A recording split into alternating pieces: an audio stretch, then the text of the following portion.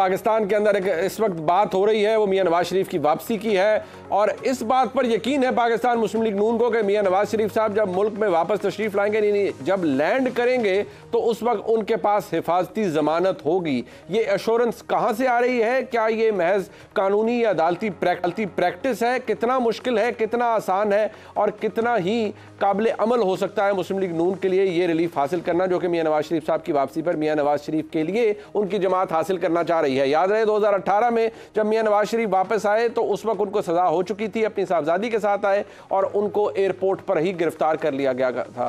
खाकसार ने उस सफर में मियां नवाज शरीफ के साथ में मौजूद था बहैसियत एक सहाफ़ी और मैंने अपनी आंखों से देखा कि मियां नवाज शरीफ को किस तरह से एयरपोर्ट पर गिरफ्तार किया गया है। वो एक अनप्रेसिडेंटेड सा वाकया था और हम बहुत से सहाफ़ियों ने मेरे साथ उसको विटनेस किया।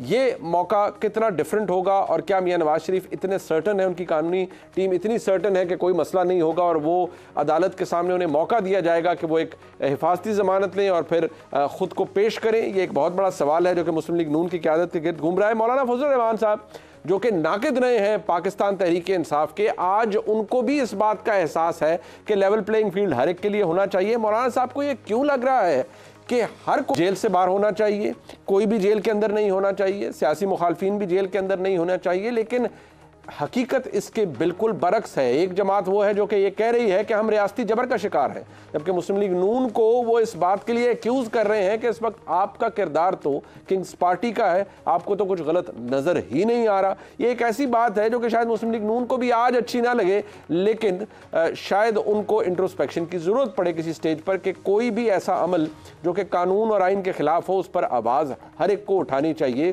कतई नजर इस बात के कि वो किसी जमात के साथ भी हो। प्रोग्राम में आगे चलकर हम बात करेंगे जो रियासत ने फैसला किया एपेक्स कमेटी के अंदर और दुरुस्त फैसला किया कि जो गैर कानूनी तारकीन वतन इस वक्त पाकिस्तान के अंदर मौजूद हैं उनको 31 अक्टूबर तक इस मुल्क से बाहर जाना है।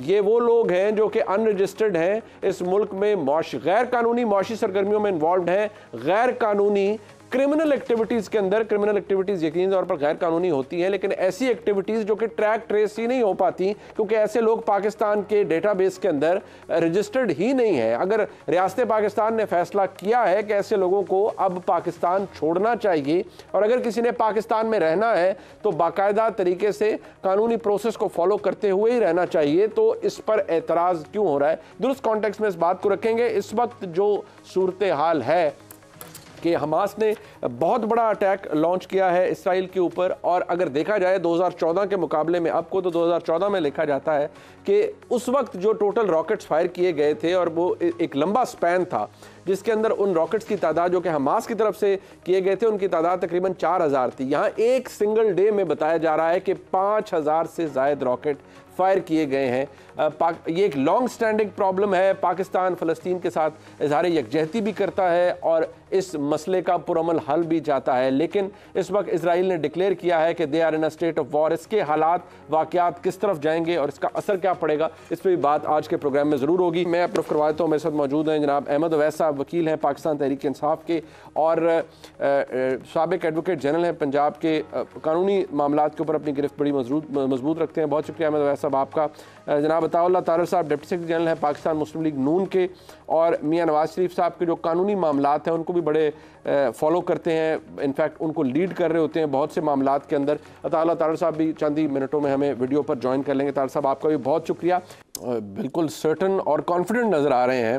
अताउल्लाह तारर साहब भी मौक़िफ़ उनसे भी पूछेंगे, ज़ाहिर बात है एक आम मामला है और दूसरी बात यह कि रिस्पेक्ट स्टेट ऑफ अफेयर है पाकिस्तान तहरीक इंसाफ समझती है कि वो एक अताब का शिकार है और उसमें बहुत किरदार इस मुल्क में जो इस वक्त हालात हैं उसके अंदर बहुत से मामलात ऐसे हैं और उनको लग रहा है कि रियासत उन्हें दबा रही है, जबकि जो दूसरी मौक़िफ़ है वो ये है कि पाकिस्तान तहरीक इंसाफ ने जो किया उसकी भरपाई कर रही है पाकिस्तान तहरीक इंसाफ। इस वक्त सबसे पहले बुनियादी बात अहमद वैसा मैं आपसे जानना चाहूँगा, बेशक मियां नवाज शरीफ एब्सकॉन्ड कर रहे हैं, एक ऑब्वियसली मुश्किल होता है, लेकिन मैं समझता हूं कि आप एक बड़े सीनियर वकील हैं, प्रैक्टिस क्या है? ऑल्दो आई अंडरस्टैंड कि जो शख्स एब्सकॉन्ड कर रहा हो उसके राइट्स बड़े लिमिटेड होते हैं, अदालतें बड़ी कंजर्वेटिव होती हैं ऐसे किसी शख्स को रिलीफ देने में, लेकिन मियां नवाज शरीफ की हिफाजती ज़मानत क्या बिल्कुल ही खारिज-उल-इम्कान है या इसकी नज़ीरें मौजूद हैं?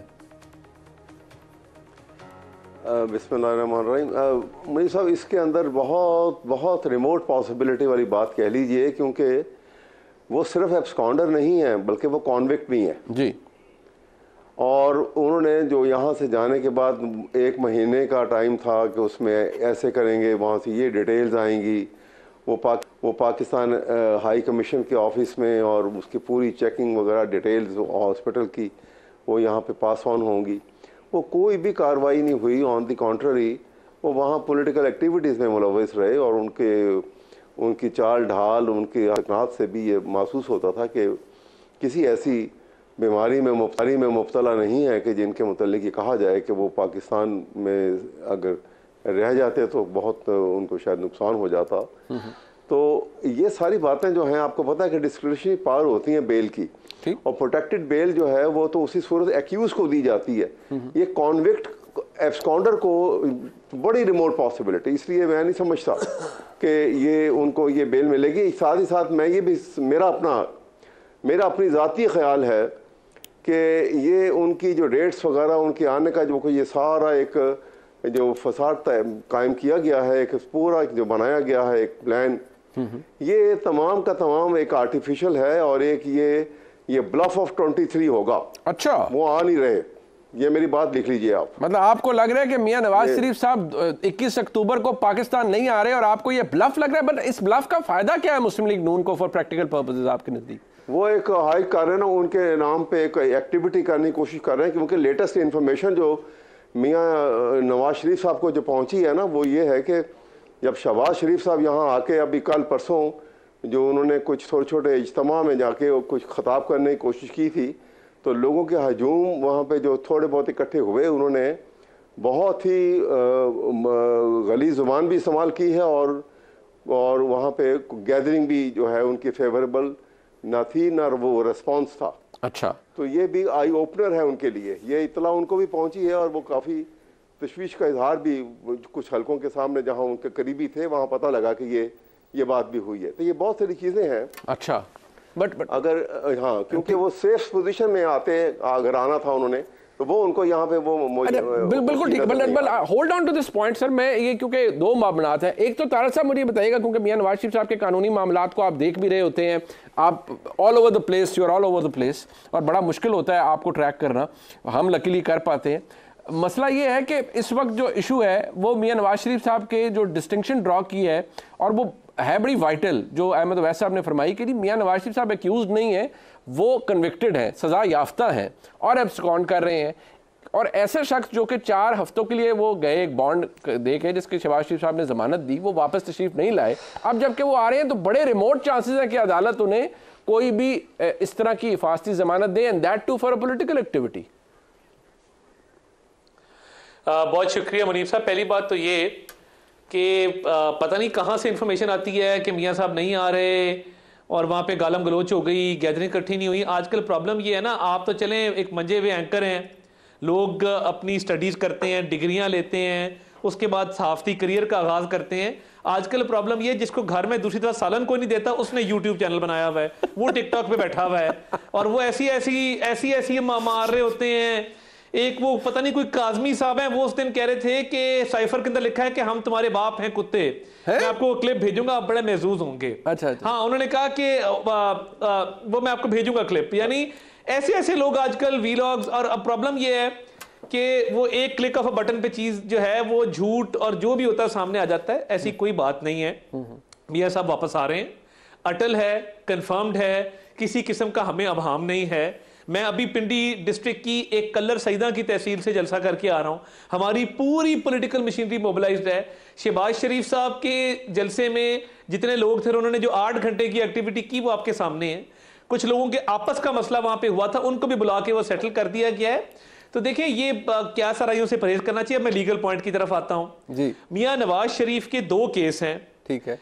जो अल अजीजिया है उसमें सेंटेंस सस्पेंडेड था, ठीक है। जो एवनफील्ड है उसके अंदर एक बेल दी गई, इस्लामाबाद हाई कोर्ट ने दी और फिर पंजाब गवर्नमेंट को कहा कि आप इसको एक्सटेंड करेंगे। अब पंजाब गवर्नमेंट ने लीगली उसमें बड़े सुकम छोड़े। उस वक्त की पंजाब गवर्नमेंट ने मेडिकल बोर्ड बनाया, मगर हाई कोर्ट ने पाबंद किया था कि आप हाई कमीशन के थ्रू पेशेंट को चेक कर सकते हैं, उसकी रिपोर्ट तलब कर सकते हैं, जाके मिल सकते हैं। वो कोई भी स्टेप पूरा नहीं किया गया और बगैर सुने, मैं वकील था उस केस में जो पंजाब गवर्नमेंट के साथ मैं पेश होता रहा हूं, बगैर सुने वो हमारी बेल कैंसिल कर दी गई।